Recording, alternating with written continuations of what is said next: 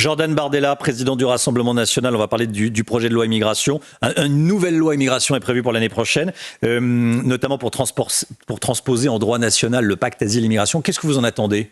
D'abord, il y a un double discours de Michel Barnier et de M. Retailleau qui sont très durs sur la question de l'immigration en France, reprenant là des analyses que moi je peux partager, et qui dans le même temps demandent l'accélération de la mise en œuvre de ce pacte migratoire à Bruxelles, contre laquelle j'ai fait campagne, et les Français m'ont entendu faire campagne pendant toute la campagne des élections européennes, parce que c'est un pacte qui prévoit de répartir les migrants qui entrent aux portes de l'Europe dans les différents États membres. Exemple, vous avez des embarcations de migrants qui arrivent en Italie, qui arrivent à Lampedusa, qui arrivent en Sicile, ils sont pris en charge administrativement par l'Union européenne, et ensuite ces demandeurs d'asile sont répartis dans les différents États membres. Je pointe donc là une contradiction du ministre de l'Intérieur qui veut durcir le ton sur l'immigration en France, mais qui veut accélérer l'immigration en Europe avec l'accélération de la mise en œuvre de ce pacte.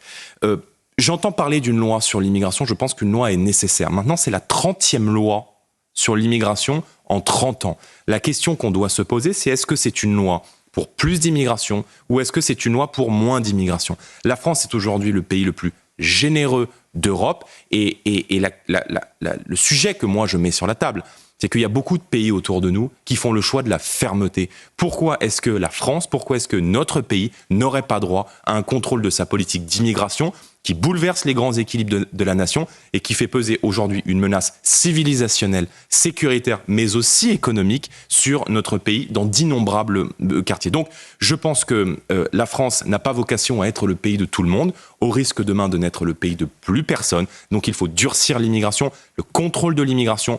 Et la question que je pose à ce gouvernement, passé les effets d'annonce, est-il prêt à remettre en cause l'aide médicale d'État, c'est-à-dire la gratuité des soins aux clandestins ?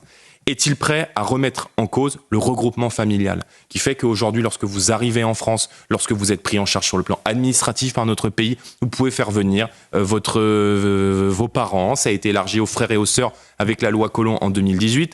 Est-il prêt à remettre en cause le droit du sol, qui fait que nous avons aujourd'hui une acquisition quasi automatique de la nationalité française sur notre sol, ce qui n'est pas le cas dans certains pays et notamment en Italie.